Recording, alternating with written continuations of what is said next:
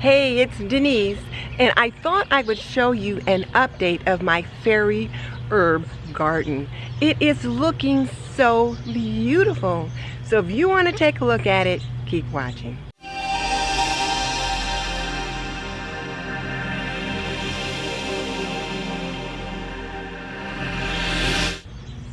Welcome to This and That with Denise Jordan. I teach women how to make wise home health and beauty decisions so there's less chaos in their homes, they lead healthier lives, and they feel beautiful from the inside out.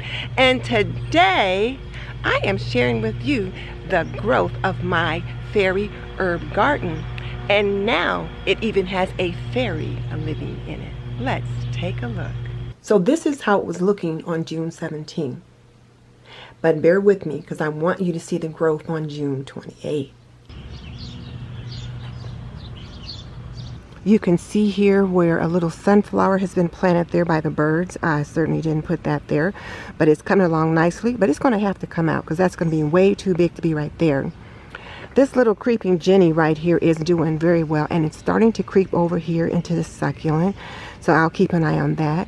Now today, it's June 28th, and look at the difference in how it has grown. I mean, just look at the greenery. This is the creeping Jenny right here, and it's starting to spill over the side, which is what I hope for. Over here, the little succulents, the hen and chicks are again, they're spilling over. And look at this road parsley. It's ready for clipping and cutting. And you can just walk up the rock-strewn path, then the fairy can go into the house. And then over here, the cinnamon basil, I think I might have to cut it back because it's just growing up so big. Look at that. And then right there is the fairy that's moved in. Isn't she adorable? Just perfect. Now there was a Diablo 9 bark in this little cup right here, but it just didn't do well and I had to take it out. So I replaced it with just that little petunia, give it a little bit of pop of color. And then let's take a look at this from the back. Here we've got some thyme growing, and the thyme will winter over just fine, which I'm glad of because I like to use thyme quite a bit. And then there's the sage.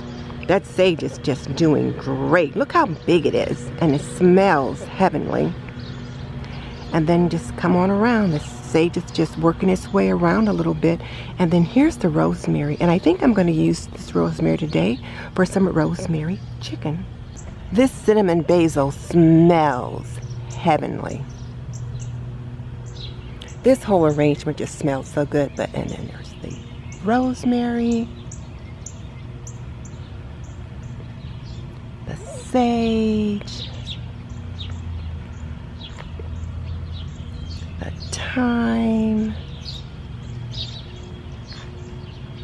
succulents, and the rolled leaf parsley.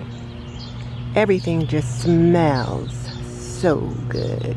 And notice that my husband drilled some holes in the side for me. I forgot to put holes in the bottom of the container when I put it together, and so he just put some in the side.